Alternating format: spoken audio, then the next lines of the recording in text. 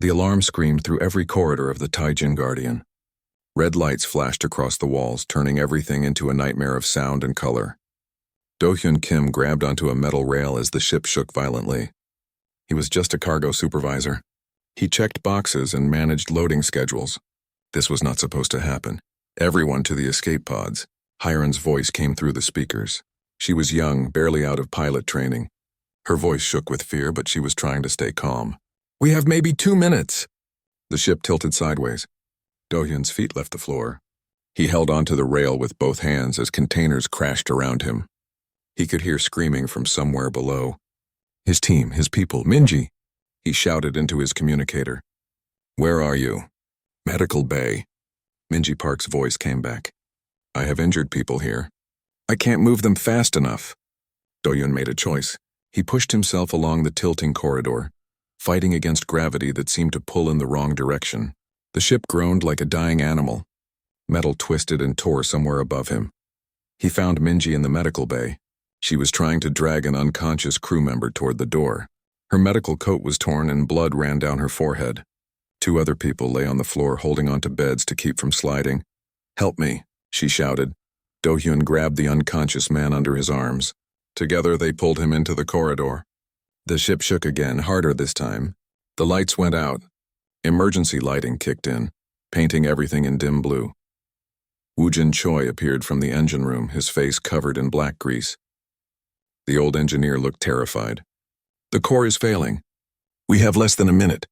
They ran, or tried to run. The ship kept turning, kept shaking. They fell, got up, and kept moving. Junho Lee met them at the escape pod bay. The systems analyst's glasses were cracked, but he was still holding his data pad, still trying to make sense of what was happening. "The navigation system went crazy," Junho said quickly. "We went through something. A hole in space. I don't know. Nothing makes sense. Into the pod." Do-hyun pushed everyone forward. They squeezed into the small escape pod. It was designed for 6 people, 8 of them crammed inside. Hiren was already there, her hands shaking as she worked the controls. 2 other crew members Do-hyun barely knew pressed against the walls. Launching. Hiren hit the button. The pod shot away from the Taijin Guardian just as the ship exploded behind them. The blast wave hit the pod and sent it spinning. Everyone screamed. Do-hyun's head smashed against something hard. His vision went dark at the edges. Through the small window, he saw the ship breaking apart in space.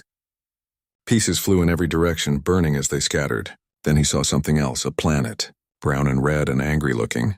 They were falling toward it. "Can you control this?" Woojin shouted at Hiren. "No! The thrusters are damaged." She pulled at the controls, but nothing happened. "We're going down!" The pod hit the atmosphere. Fire covered the windows. The heat became unbearable. Do-hyun felt like they were inside an oven. Someone was praying. Someone else was crying. He just held on and hoped. The impact came suddenly. The pod hit something hard and bounced. It hit again and rolled. Metal screamed. The window cracked. Then everything stopped. Silence. Do-hyun opened his eyes. He was upside down. No, the pod was upside down. Blood dripped from his nose. He tasted copper in his mouth. "Is everyone alive?" he asked. Groans answered him. Slowly, people moved. Minji was already checking on others, even though she looked hurt herself. Woojin kicked open the emergency hatch.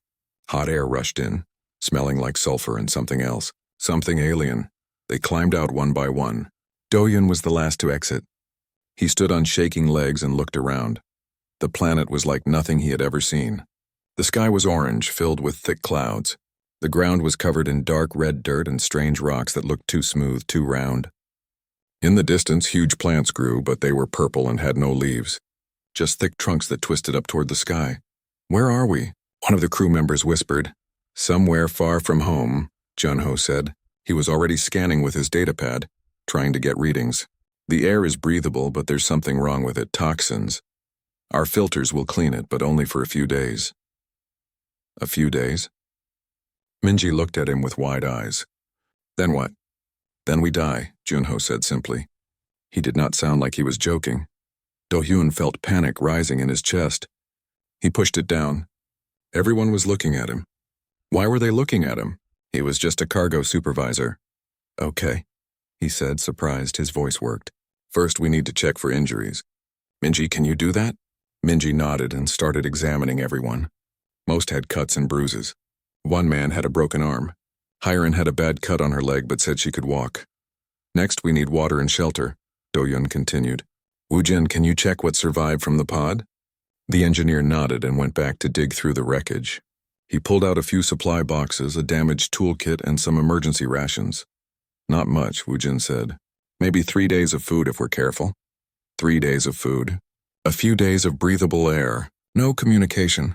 No rescue coming. Do-Hyun looked at the alien landscape around them. In the distance, something howled. It did not sound friendly. The sky was getting darker and the temperature was dropping fast. We need to move, he said. Find shelter before dark. Who made you the leader? One of the crew members asked. His name was Taemin and he looked angry. Scared and angry. Do you want to lead? Do-Hyun asked back. Taemin looked away. They gathered what they could carry and started walking. Nobody knew where they were going. They just walked away from the crashed pod, hoping to find something. Anything. As they walked, Do-Hyun realized the truth. They were ordinary people. Cargo handlers, a junior pilot, a medical officer with basic training, an old engineer, and a systems analyst. None of them knew how to survive on an alien planet. None of them had military training or survival skills. They were going to die here. But something inside Do-Hyun refused to accept that. Humans were stubborn. He was stubborn. They would find a way. They had to. The strange purple plants grew thicker as they walked. The howling in the distance got louder. The sky turned from orange to deep red as darkness came. There, Shunyo pointed ahead. Some kind of cave. They hurried toward it. The cave entrance was just a dark hole in a rocky hill, but it was shelter. They went inside carefully. The cave was empty and dry. It would do for the night. They sat in a circle using a small emergency light. Everyone looked exhausted and scared. Minji was bandaging Hyeon's leg. Woo-Jin was trying to fix their communicator, but it was too damaged. Hyunho was studying his datapad, recording everything he could. What do we do now? Hyeon asked quietly. Do-Hyun did not have an answer. He had never felt so helpless in his life. But everyone was looking at him again, waiting. We survive, he said finally. We take it one day at a time. We figure things out. That's what humans do, right? We adapt, Woo-Jin laughed, but it was a bitter sound. Adapt, we're cargo handlers on a death world. What do we know about adapting? We're about to learn, Do-Hyun said. Outside, something roared in the darkness. It sounded close. Too close. Their first night on the alien world had begun. Morning came with sounds that made their blood run cold. Something was moving outside the cave. Something big. Do-Hyun pressed himself against the cave wall and looked out carefully. His breath caught in his throat. A creature stood about 50 meters away. It looked like a bear mixed with an insect, with 6 legs and armor-like skin that reflected the orange morning light. It was eating something. Do-Hyun did not want to know what. The creature raised its head and sniffed the air. Then it moved on, disappearing into the purple forest. What was that? Minji whispered behind him. Something we need to avoid, Do-Hyun answered. They waited until the creature was gone, then carefully left the cave. The alien world looked even stranger in daylight. The sky was still orange and everything had a reddish tint to it. The plants were not just purple but also green and yellow in ways that hurt to look at. We need water, Woo-Jin said. His voice was rough. And food. The rations won't last. Junho was studying his datapad. I'm picking up a structure about 2 kilometers east.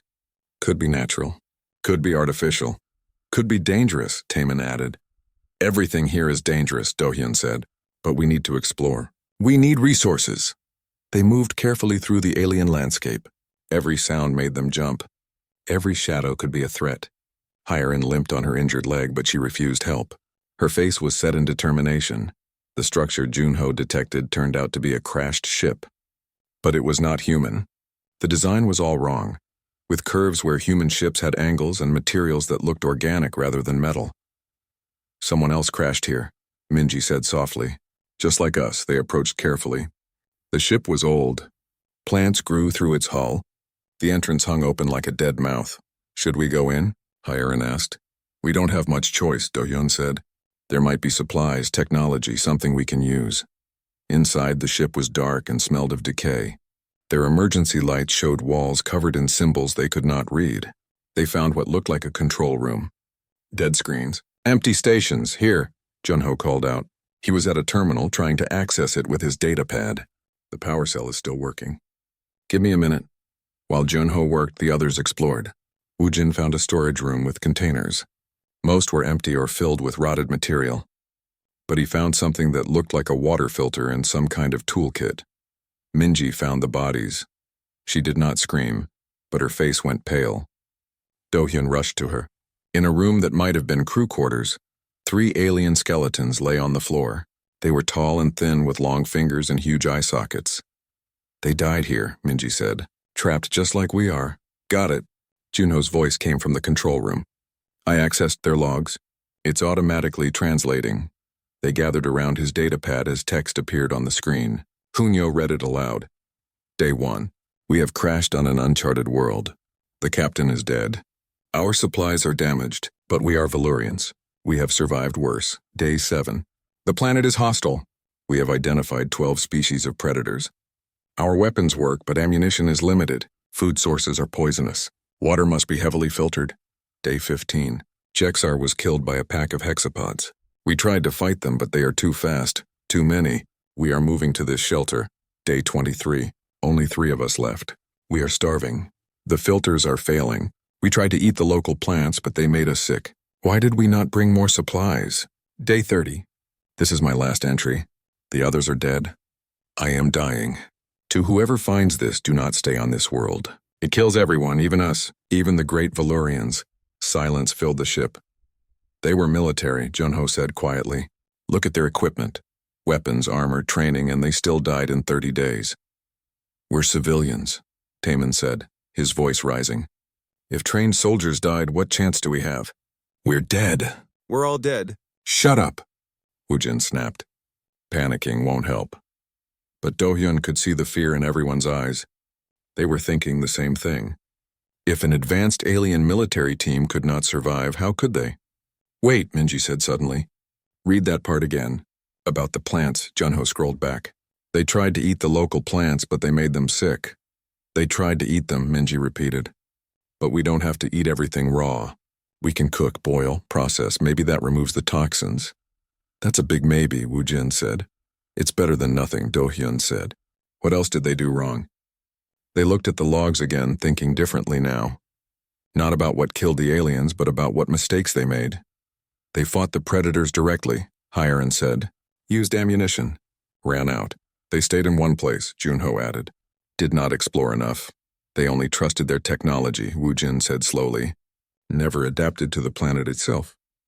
Do-hyun felt something click in his mind. They tried to survive like they were still on their own world. With their methods. Their rules. But this is not their world. It's not ours either, Taemin said. Exactly, Do-hyun replied. So we can't survive like humans normally would. We have to think differently. Use what we have here. They spent the rest of the day gathering everything useful from the alien ship. Tools, materials, containers, and the water filter that Woojin thought he could repair. They also took samples of the alien technology, even though they did not understand it yet. On the way back to their cave, they tested Minji's theory. They collected samples of different plants. That night, they boiled them carefully, testing small amounts. Some made them sick anyway, but some, after boiling twice, seemed safe enough. It tastes terrible, Hyerin said, chewing the purple plant paste. But it's not killing me. Yet, Taemin muttered. But even he ate some. Over the next days, they explored more. They found patterns. The 6-legged predators hunted in the morning. The flying creatures came out at noon. At night, different things moved in the darkness. Junho mapped everything on his datapad. Times, locations, behaviors. Woojin built traps using materials from both ships. Simple things, tripwires, noisemakers. Ways to know if something was coming. Minji tested more plants and even found a fungus that seemed safe after cooking. It tasted like dirty socks, but it filled their stomachs. Do-hyun watched his small group change day by day. They were still scared, but they were thinking now. Adapting. Learning. On day 10, they had their first real success. A predator came near their cave at dawn. Instead of hiding or fighting, they used the noisemakers to drive it toward another predator's territory. The two creatures fought each other while the humans watched from safety. Did we just do that? Hyerin asked, amazed. We used our brains instead of weapons, Do-hyun said. Something those Valurian soldiers never thought to try. Because they were soldiers, Woo-jin said. They thought like soldiers. But we are not soldiers. We are ordinary people who have to be clever to survive. That night, sitting around their small fire made from dried alien wood, they talked about what they learned. Humans are not the strongest species, Junho said. Or the fastest. Or the smartest, probably. But we are flexible, we change. We improvise. We are stubborn, Minji added. Those aliens gave up after 30 days. We have been here 10 days and we are not giving up. We have no choice, Taemin said, but he sounded less bitter now. No, Do-hyun corrected. We have every choice. We choose to survive. Every day we wake up and choose to keep going. That is human strength, the fire crackled. Outside, the alien world made its strange night sounds. But inside the cave, 8 humans sat together, tired and dirty and scared but alive. They did not know it yet. But they had started something important. They were learning the ultimate way to survive on an alien world with no experience. Not by being strong or smart or well-equipped, but by being adaptable, by thinking differently, by refusing to give up, by being human. 3 weeks had passed since the crash. The humans had moved their camp twice, always looking for better shelter and resources. They had mapped large parts of the area around them. They knew which plants were safe to eat and which creatures to avoid. They were alive, but they were also tired. Every day was a struggle. Every night brought new dangers, and their filters were starting to fail. 2 more days, Junho said, checking the air filter indicators. Maybe 3 if we push them. Then we breathe the toxic air directly, Woo-jin said. And die slowly. Not helpful, Minji told him. They were exploring a new area, a valley between tall rock formations. The purple plants grew thicker here, and there was a stream of water. Real water that Woo-jin's repaired filter could clean. Look at this, Hyerin called out. She was pointing at marks on a rock wall. Not natural marks. Carved symbols, someone made these, Do-hyun said, running his hand over the carvings. They were simple. Stick figures, animals, suns and moons. The Valurians? Taemin asked. No, Junho said, studying them with his datapad. These are much older. Years old. Maybe centuries. So there are natives here, Minji said. Intelligent natives. The thought changed everything. If someone lived here, truly lived here and survived, they might know things. Important things. We need to find them, Do-hyun said. They followed the stream deeper into the valley. More carvings appeared. More signs of intelligence. Then Hyerin spotted something else. An opening in the ground, partially hidden by plants. A cave, she asked. Or a tunnel, Junho said. They approached carefully. The opening was not natural. It was too smooth, too regular. Someone had dug this, hello? Do-hyun called into the darkness. His voice echoed back. Nothing happened. Maybe nobody's home, Woo-jin said. Then they heard it. A sound from the darkness. A clicking sound like stones hitting together. Rhythmic, pattern-based. That's communication, Junho whispered. Someone is talking. More clicking came from the tunnel. Then movement. Something was coming up from below. The humans stepped back, ready to run. But what emerged was not threatening. It was small, barely reaching Do-hyun's waist. It stood on 2 legs but had 4 arms. Its skin was gray and smooth, and its eyes were large and dark. It wore simple clothing made from plant fibers. The creature stopped when it saw them. Its eyes went wide. It made a high-pitched sound and started to retreat. Wait! Minji stepped forward slowly. We won't hurt you. The creature froze. It looked at Minji, then at the others. Its clicking sounds became faster, more urgent. Minji slowly sat down on the ground, making herself less threatening. She smiled and held out her empty hands. The creature tilted its head. Then slowly it sat down too. Good, Minji said softly. We are friends. Can you understand me? The creature clicked again. It pointed at itself and made a specific sound. Then it pointed at Minji and waited. Minji, she said, touching her chest. I am Minji. The creature repeated the gesture with itself and made it sound again. I think that's its name, Junho whispered. For the next hour they tried to communicate. It was hard. The creature could not speak human languages, and they could not make its clicking sounds properly. But they learned its name sounded like Ricky to human ears, and Ricky seemed to understand they were not dangerous. Finally, Ricky stood up and gestured for them to follow. After a moment of hesitation, they did. The tunnel led down into darkness. Their lights showed smooth walls and careful construction. This was not a simple cave. This was a home. They emerged into a huge underground chamber and stopped in amazement. An entire city spread before them. Buildings carved from rock, streets and pathways, gardens growing strange plants under light that came from glowing crystals in the ceiling. And everywhere, creatures like Ricky, hundreds of them. When the natives saw the humans, they froze. Then panic spread. They ran, they hid. Children were grabbed and pulled into buildings. In seconds, the streets were empty. We scared them, Minji said sadly. Ricky clicked urgently and gestured for them to stay. Then it ran to a larger building at the center of the city. What do we do? Hiren asked. We wait, Dohyun said. And we show them we mean no harm. Slowly, natives began to peek out from buildings, watching. Ricky emerged from the central building with 3 older natives. These wore more elaborate clothing and had white markings on their skin. The elders approached carefully. One of them, the oldest by the look of it, studied the humans for a long time. Then it began to draw in the dirt. Simple pictures, it drew a circle. Then smaller figures around the circle. Then it drew X marks over the smaller figures. Others came here, Junho said, understanding. And they died. The elder nodded, seeming to understand they got the message. It drew more, different alien shapes, all with X marks. Many others came, Minji said. Many species. All died. The elder drew one more thing. A large building. Then it drew rain falling on the building. Then flying creatures attacking. Then the X mark over the building. The planet kills everyone who comes here, Dohyun said. They think we will die too. The elder looked at him and made a sad clicking sound. But then Minji drew something new. She drew stick figures of humans. And around them she drew the natives. No X marks. Just the 2 groups together. The elder stared at the drawing. The other natives whispered to each other in their clicking language. Ricky suddenly ran forward. It grabbed Minji's hand and pulled her toward the gardens. The other humans followed. Ricky showed them plants. Safe plants. It showed them how the natives prepared them. It showed them water sources, places to hide from predators, times when it was safe to be on the surface. The natives had lived here for countless generations. They knew everything about this world. And now, slowly, they were sharing that knowledge. Over the next days, the humans stayed in the underground city.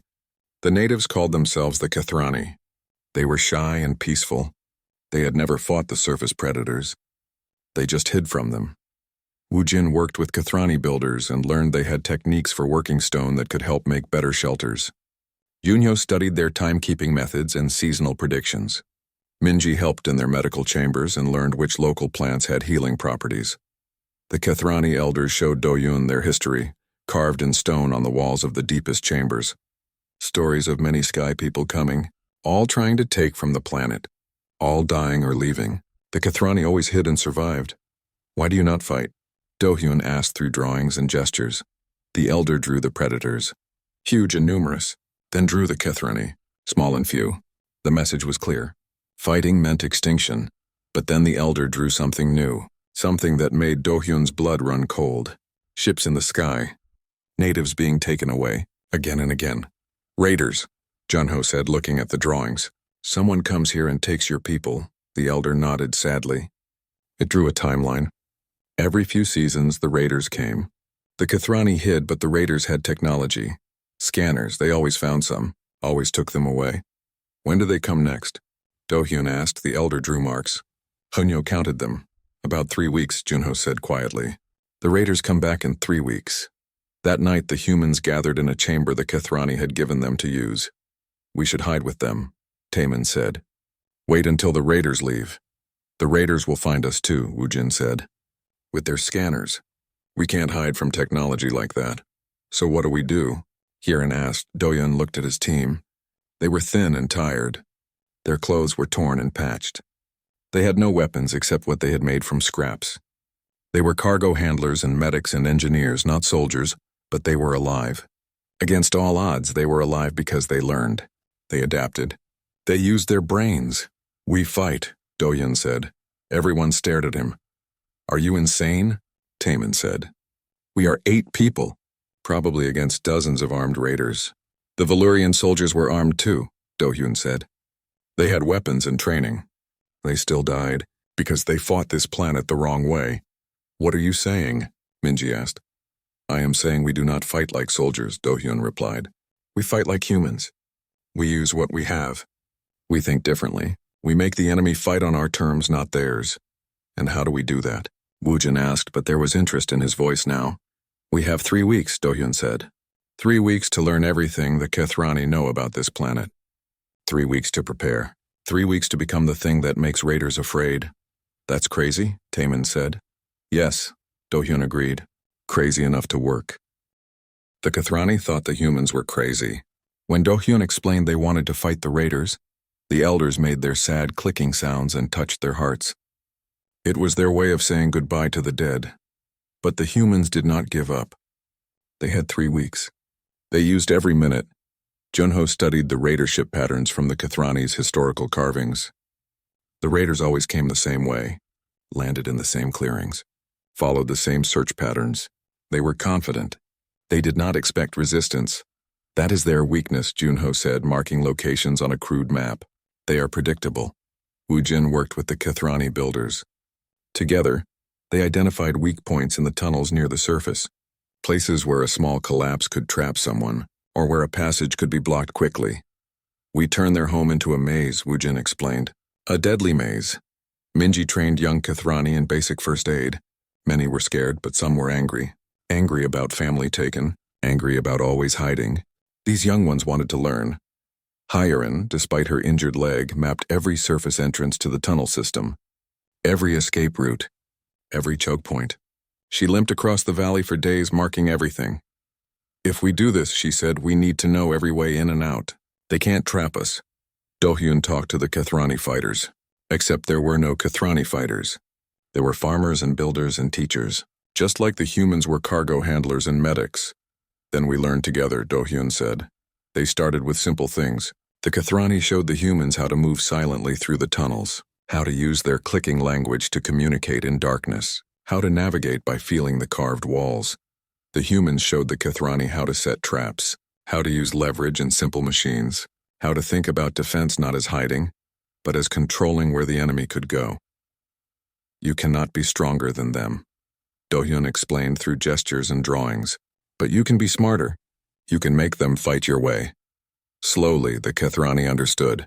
They had lived in fear for so long that they forgot they had advantages too. They knew every tunnel, every chamber, every secret passage. This was their home.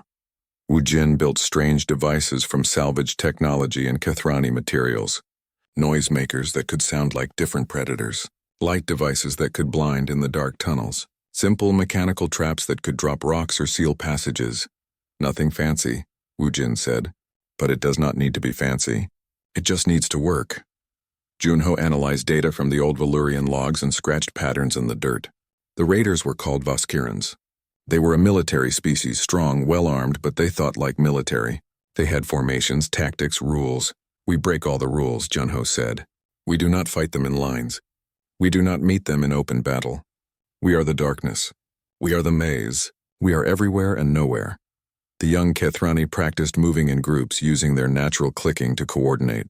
They were small and weak individually, but many together could move heavy rocks, block tunnels, create obstacles. The humans practiced with weapons they made, sharp stones on sticks, slings for throwing rocks. Nothing advanced but enough to be dangerous at close range in dark tunnels. We only fight when we have every advantage, Do-hyun told everyone. When they are confused, separated, lost. We are not heroes. We are survivors. Time flew past. 3 weeks became 2 weeks. 2 weeks became 1. They worked day and night. The Kethrani started to believe, maybe, just maybe they could do this. Then the day came. The watch Kethrani on the surface made urgent clicking sounds that echoed down the tunnels. Ships in the sky. 3 of them. The raiders had arrived. Everyone moved to their positions. The plan was simple. Let the raiders enter the tunnel searching for Kethrani. Then trap them, confuse them. Attack when they were vulnerable. Make them afraid of the darkness. The raider ships landed in the same clearings they always used. The Voskirans emerged tall and powerful, wearing armor and carrying weapons that glowed with energy. There were maybe 30 of them. Professionals, soldiers, They marched toward the known tunnel entrances, scanners in their hands. They were not worried. This was routine. The natives always hid, always were easy to find. The first group entered the northern tunnel. 10 Voskurans, confident and armed. Their lights cut through the darkness. They moved in formation, professional and efficient.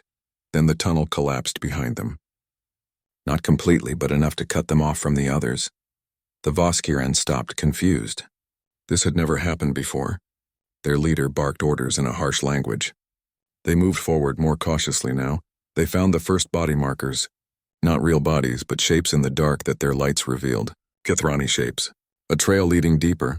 The raiders followed, thinking they were chasing frightened natives. The tunnel split. They divided. 5 went left, 5 went right. The 5 that went right found themselves in a chamber. Their scanners showed heat signatures. Many of them. They raised their weapons, ready to capture easy prey. Instead, the chamber exploded with sound. Every noisemaker Wu Jin had built went off at once. Predator roars, screams, clicks, chaos. The Voskurans fired at shadows, hitting nothing. Then the real attack came, not from in front, but from above and behind. Kithrani dropped from hidden passages. Humans threw rocks from darkness, not to kill, but to confuse. To scare one Voskuran fell, hit by a lucky throw. The others panicked and fired wildly. Their energy weapons lit up the chamber but hit only walls. Then the humans and Kithrani vanished into passages too small for the armored Voskurans to follow. The raiders were left alone in the dark with their wounded companion. The 5 that went left had a different experience. They found the tunnel getting narrower. Then it suddenly widened into a large space. Their lights showed walls covered in carvings. As they examined them, the floor collapsed. Not naturally. Kithrani had weakened it over weeks. 3 raiders fell into a pit, not deep enough to kill, but deep enough to trap them in their heavy armor. The 2 remaining Voskurans tried to help their companions. That was when the darkness attacked again. Stones thrown from hidden holes, sharp sticks pushed through cracks. The raiders retreated, leaving their trapped companions behind. On the surface, the other 20 Voskurans heard the chaos through their communicators. They heard screams, confusion, fear, things that should not happen. Their commander made a decision. They would all go in together. Overwhelming force. They entered the main tunnel system, all 20 of them in a tight formation. It was exactly what Do-Yun wanted. The main tunnel was wider, easier for them to move through together. They marched forward, weapons ready, expecting to find the enemy. Instead, they found choices. The tunnel split 3 ways, then 5 ways, then more a maze. Their scanners showed heat signatures in every direction. How many natives were there? They did not know that the Kithrani had learned to create false heat signatures using hot rocks and fires in empty chambers. The scanners showed hundreds of targets. The reality was different. The Voskuran commander made another decision. They would stay together. Pick one tunnel and follow it to the end. They chose wrong. The tunnel led deeper and deeper, narrower and narrower. The Voskurans did not notice until it was too late that their formation had become a line. They were walking single file now, unable to protect each other's sides. Then the attacks came, not all at once, but one at a time. A stone thrown at the last Voskuran in line. He turned to fight, but there was nothing. Just darkness. When he turned back, a gap had formed in the line. Then another attack. Then another. Always at the rear. Always vanishing before retaliation. The line got shorter. The Voskurans were being picked off one by one. The commander finally understood. They were not hunting. They were being hunted. Retreat, he ordered. But which way was back? The tunnels all looked the same. Their lights showed only stone. The Kithrani had removed all the markers. The Voskurans were lost in the maze. For 3 hours, the raiders stumbled through tunnels. They found their trapped companions, but could not free them from the pit. They found dead ends. They found chambers that seemed familiar but were different. They fought shadows that disappeared. Some wanted to fire their energy weapons at the walls to blast their way out. But the walls were thick rock. The weapons made holes but not exits. When they finally emerged on the surface, only 15 Voskurans made it out. 15 out of 30. The others were trapped, wounded, or had simply gotten lost in the maze and separated from the group. The commander looked at his remaining soldiers. They were exhausted, scared. They had never experienced anything like this. The natives were supposed to be weak, scared, easy prey. But these natives had fought back. With intelligence, with their environment, with tactics the Voskirans had never encountered. The commander made a decision. They were leaving. Now. This planet was not worth it. The ships lifted off, leaving behind their trapped and lost soldiers. The mission was a failure. Underground, the humans and Kathrani emerged from hiding. They had won. Against all odds, with no weapons and no training, they had defeated a military force. But they had also lost. Taman had been hit by an energy weapon in the fighting. Minji tried to save him, but his wounds were too severe. He died in the tunnels, surrounded by the people he had learned to call family. And 2 Kathrani warriors had also fallen. 6 months had passed since the battle. The underground city had changed. The Kathrani no longer lived in fear. They walked with their heads high. They had defended their home. They had won. The humans had changed too. Do-hyun's hair was longer now, tied back with Kathrani fiber cord. Minji had learned the Kathrani clicking language well enough to teach their young ones. Woo-jin worked in the workshops, building tools and teaching engineering. Hiren's leg had healed, and she ran patrols on the surface with Kathrani scouts. Junyo had become the keeper of knowledge, recording everything in both human writing and Kathrani carvings. They had built something together. Not just survival, but a real community. Humans and Kathrani learning from each other, growing together. Then one morning, Woo-jin came running into the central chamber where Do-hyun was teaching young Kathrani about water collection systems. The long-range transmitter, Woo-jin said, breathing hard. I finally got it working. I sent a signal, and someone answered. Everyone stopped. The Kathrani clicked in confusion. The humans stared. A rescue ship? Minji asked. Yes, Woo-jin said. They are 3 months away. They are coming for us. The words should have brought joy. Going home. Seeing family. Returning to normal life. But Do-hyun felt something else. Confusion, conflict. What do we tell them about this place? Hiren asked quietly. That was the question that haunted them all. If humans knew about this planet, they would come. Companies, miners, colonists, they would want the resources. They might not respect the Kathrani. They might turn this world into another corporate outpost. We can lie, Junho suggested. Say the planet is worthless. Too dangerous. They will scan it eventually, Woo-jin said. Find the mineral deposits. The unique plants. Someone will come. Then we tell them the truth, Do-hyun said. We tell them this world belongs to the Kathrani. And if anyone tries to hurt them, they will have to deal with humans who know how to fight here. Will you stay? Minji asked him directly. Do-hyun looked around the chamber. At the Kathrani who had become his friends. At the humans who had become his family. At the home they had built from nothing. I don't know, he admitted. 3 months to decide, but fate did not give them 3 months. 2 weeks later, the surface scouts came running down with urgent news. Ships. Many ships. Not human ships. Voskiran ships. A whole fleet of them. The Kathrani elders clicked in fear. The humans gathered quickly. Junho pulled up every piece of data he had recorded about the Voskirans. They are back for revenge, Junho said. The commander we humiliated probably told his superiors. Now they are coming to wipe us out. To save face, how many ships? Do-hyun asked. 15. Maybe more. 15 ships meant hundreds of soldiers. Maybe thousands. This was not a raid. This was an invasion. We can't fight that many, Hiren said. We have to try, Do-hyun replied. If we run, they will just hunt the Kathrani forever. This ends here. They had 2 days before the Voskirans landed. 2 days to prepare for the impossible. But this time they had advantages. They had 6 months of preparation. The tunnel system had been expanded and fortified. They had gathered weapons from the trapped Voskirans. They had trained hundreds of Kathrani in defensive tactics. And they had something else. They had learned the planet's secrets. The predator patterns. The weather cycles. The geography. This world had tried to kill them for months. Now they would make it kill their enemies instead. Do-hyun stood before the gathered Kathrani and humans. Over 500 fighters. Most were not warriors. They were farmers and builders and teachers. But they were ready to defend their home. We cannot win by being stronger, Do-hyun said, his words translated into clicks by Minji.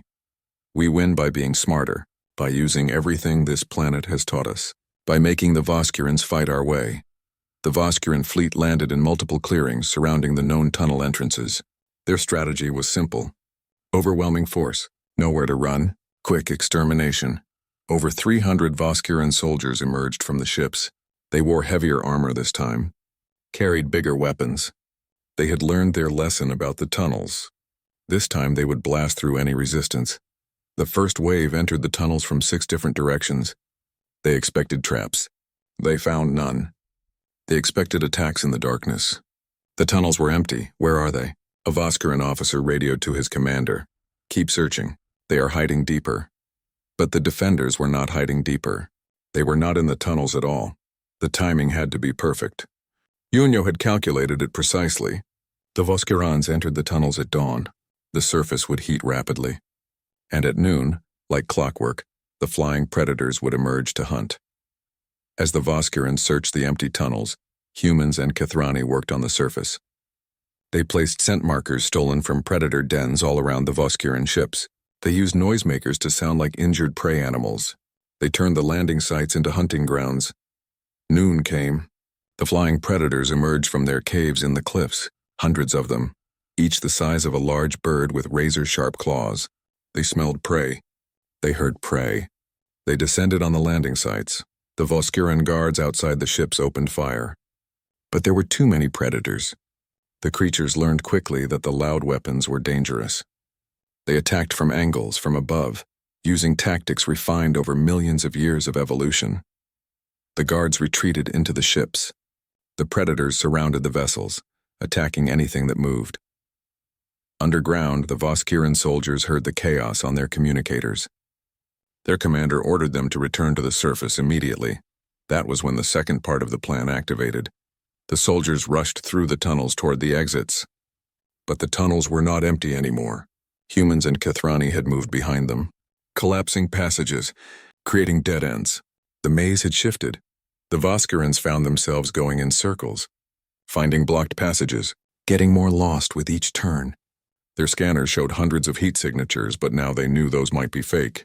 Some groups did find exits, but the exits opened into killing zones, places where the geography forced them into narrow passages, where predators waited drawn by scent markers and noise, where acidic rain from strange clouds fell in specific valleys. The humans and Kithrani did not fight the Voskurans directly. They just guided them, pushed them, herded them like animals, used fear and confusion to make the soldiers make mistakes. One group of Voskurans was driven toward a hexapod predator den. The 6-legged bears attacked with fury at the invasion of their territory. The Voskurans fought back, killing some predators, but the noise and blood drew more predators from further away. Another group found themselves in a valley where the plant life was toxic to touch. Their armor protected them at first, but constant contact weakened the seals. The toxins got through. Soldiers started collapsing. A third group made it back to their ship only to find it surrounded by flying predators. They tried to fight through. Some made it. Most did not. The battle lasted 3 days. Not because of direct combat, but because the Voskurans kept trying. They were soldiers, trained to never give up, trained to follow orders. But this planet did not care about training. The predators did not stop. The toxic plants did not retreat. The acidic rain fell on schedule. And in the tunnels, the defenders stayed patient, only attacking when they had every advantage. On the 4th day, the Voskuran commander made his decision. This planet was cursed. The natives had somehow made a pact with the land itself. Over half his soldiers were dead or missing. This was not a battle he could win. The remaining ships lifted off, abandoning those still trapped on the surface. The Voskuran Empire would mark this planet as forbidden. No species could survive here. The lesson was learned, but some species could survive. The species that adapted, that learned, that refused to give up. The victory had cost them. Wu Jin died in a tunnel collapse while sealing an escape route. Hyerin was killed by a Voskuran weapon while drawing soldiers away from a group of young Kithrani. 30 Kithrani warriors fell defending their home. Dohyun stood at the memorial carved into the tunnel wall, the names of all who fell, human and Kithrani together.